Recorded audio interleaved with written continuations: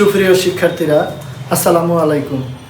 জিকুস টিউটোরিয়ালের পক্ষ থেকে আজকের আলোচনা পর্ব নম্বর 11 নম্বর পর্বে আমাদের আলোচনা, অর্থাৎ 11 নম্বর ম্যাথটা আছে 11 নম্বর পর্বে আমার দুইটা ম্যাথ আছে, নাম্বার 21 আর নাম্বার 22। তো 21 নম্বর ম্যাথটা আছে cos a plus sin a equal √2 cos a হলে প্রমাণ করতে হবে যে cos a minus sin a equal √2 sin a। তো দেখো, আমরা দেখি ম্যাথটা আমরা কিভাবে সমাধান করতে পারি। তো ইতিপূর্বে আমাদের 10টা পর্ব শেষ করেছি। প্রত্যেকটা পর্বতেই আমরা ম্যাথ অর্থাৎ সূত্রের মাধ্যমে, ত্রিকোণমিতিক সূত্রের মাধ্যমে আমরা ম্যাথটি সমাধান করছি। তো এটা আমাদের সূত্র মাধ্যমে সমাধান করব। তো যেহেতু এটা ইকুয়ালের এই পাশে একটা সাইড, এই পাশে একটা সাইড, এবং প্রমাণ করতে বলছে এত সমান এত।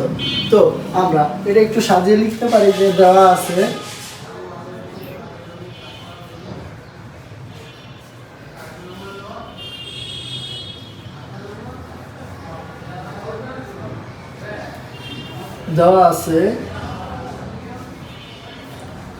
cos a plus sin a equal √2 cos a। তো দেখো, আমরা cosটাকে এক সাইড করে নিই।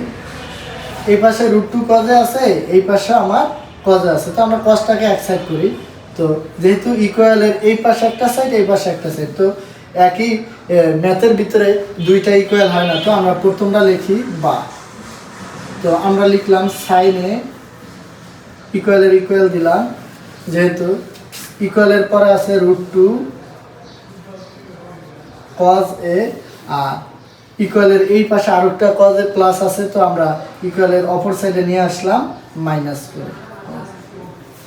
তো এখন আমরা লিখব sin a ইকুয়াল, দেখো দুইটার ভিতরে cos আছে, তো উভয় পক্ষ থেকে আমরা cos কমন নিতে পারি। কমন নেওয়া মানে ভাগ দেওয়া, কমন নেওয়া মানে ভাগ দেওয়া।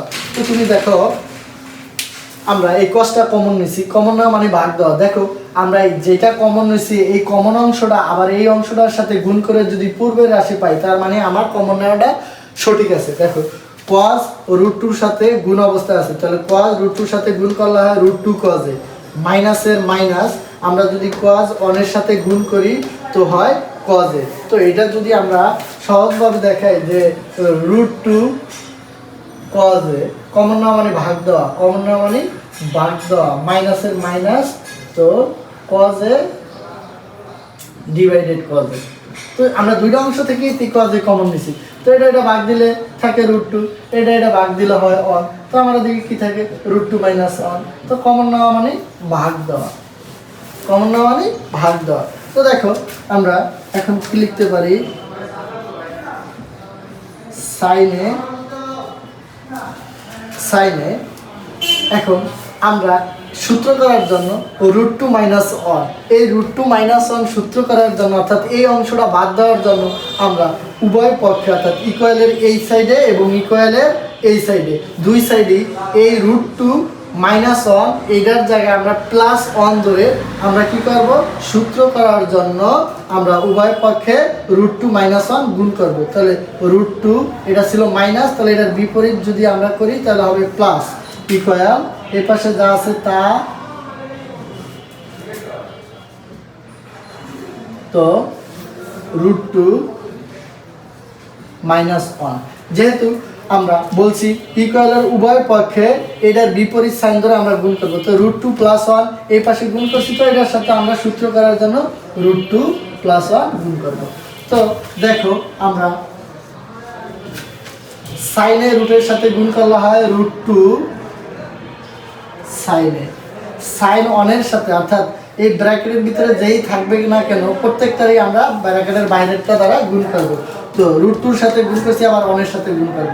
1 এর সাথে sin a গুণ করলে হয় sin a ইকুয়াল আমরা লিখলাম cos a।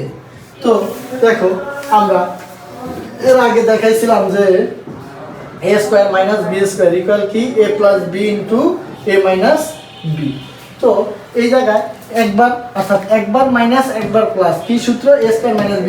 তাহলে একবার মাইনাস একবার প্লাস, তাহলে আমরা এই জায়গায় লিখতে পারি a বলতে কি √2 হোল স্কয়ার মাইনাস যদি 1 এর উপরে যদি আমরা স্কয়ার দেই, তো এখন আমরা যা আছে সেটা আমরা তা লিখি √2 sin a plus sin a equal.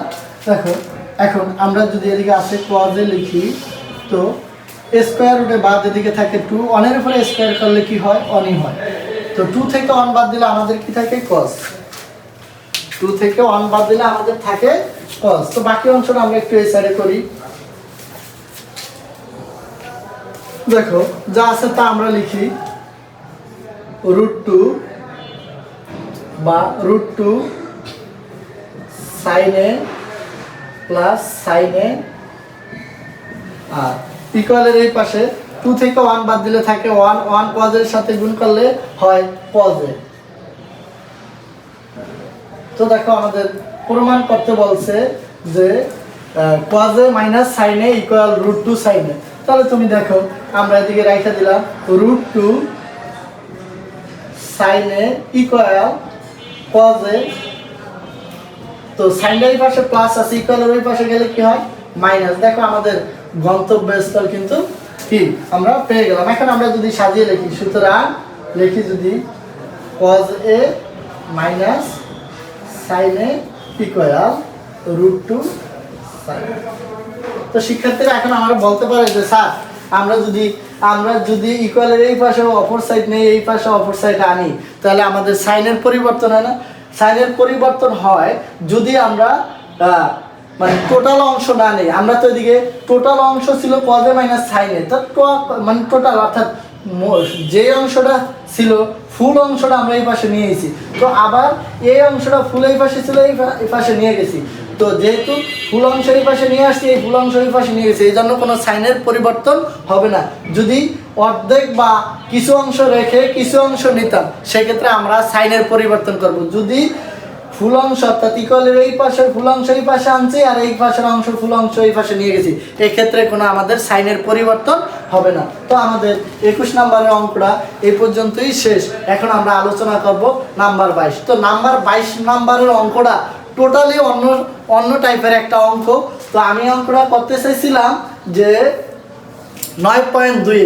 তো আমরা পর্ব মিলাইতে যায়া আমরা এদিকে 22 নম্বরের অঙ্ক যেহেতু এই অধ্যায়ে আছে, আমরা এই অধ্যায়ে করে দিব, কিন্তু এই অঙ্কটা করবো আমরা 9.2 সিস্টেমে। অর্থাৎ আমি এখন করে দিব, এটা যদি তোমরা নাও বুঝে থাকো, আমি যখন 9.2-তে আমাদের যেই ম্যাথগুলো আছে ওই ম্যাথগুলো করাইলে তোমরা 22 নম্বরের অঙ্কটা আরও ইজিভাবে বুঝবে। কিন্তু আমি যেহেতু আমাদের 22 নম্বর অঙ্কটা 9.1-এ আছে, তো আমরা 9.1-এ আমরা করে দেবো। দেখো আমরা 22 নম্বরটা ইজিভাবে, এটা দুইভাবে সমাধান করা যায়। তো আমরা ইজিভাবে যেটা আছে আমরা ওইভাবে করে দিব।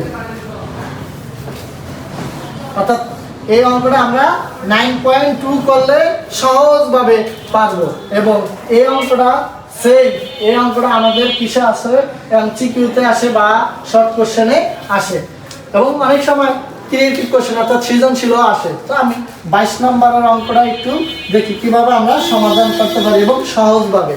যেহেতু দেওয়া আছে 10a equal 1/√3, তো আমরা লিখতে পারি দেওয়া আছে অর্থাৎ দুইটা অংশ দেওয়া আছে, এই জন্য আমরা লিখি দুই ইকুয়ালের এই অর্থাৎ দুই সাইডে দুইটা অংশ থাকলে আমরা তখন অঙ্কটা অর্থাৎ সাজিয়ে লিখি যে দেওয়া আছে। এটা লিখলেও হবে আর না লিখলেও হবে।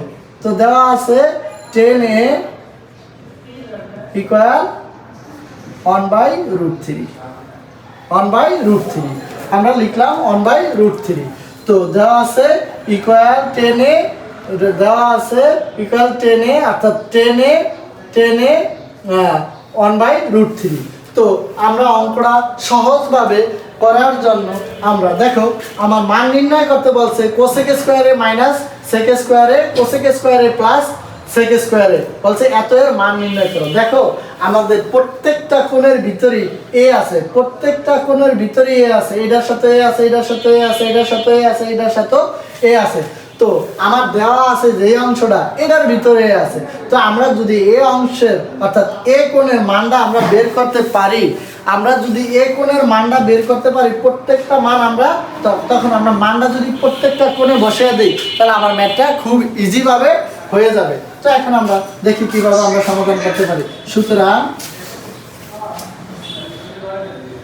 10a equal 1/√3। তো আমরা এই টেনটাকে আমরা যদি অর্থাৎ টেনের সাথে এ গুণাকার আছে, তো যদি আমরা এটাকে এই পাশে রাখি, টেনটাকে যদি অপর সাইডে আমরা পাঠিয়ে দিই, তাহলে এটা অপর সাইডে আসলে ভাগ হয়ে যায়। তো আমরা ইনভার্স আকারে লিখি 1/√3। তো 10 1/√3 মান 10 1/√3 মান আমরা লিখতে পারি কত ডিগ্রি? 30 ডিগ্রি। তাহলে আমরা এর মান কত পাইলাম? 30 ডিগ্রি। তো এই কোণের মান যেহেতু আমরা পেয়ে গেলাম, এখন আমরা এই রাশিতে বসিয়ে দিতে পারি। তো আমরা এই রাশিটা এই সাইডেই করি। তো প্রদত্ত রাশি লিখলেও হবে, না লিখলেও হবে, সুতরাং দিয়েও লিখতে পারি।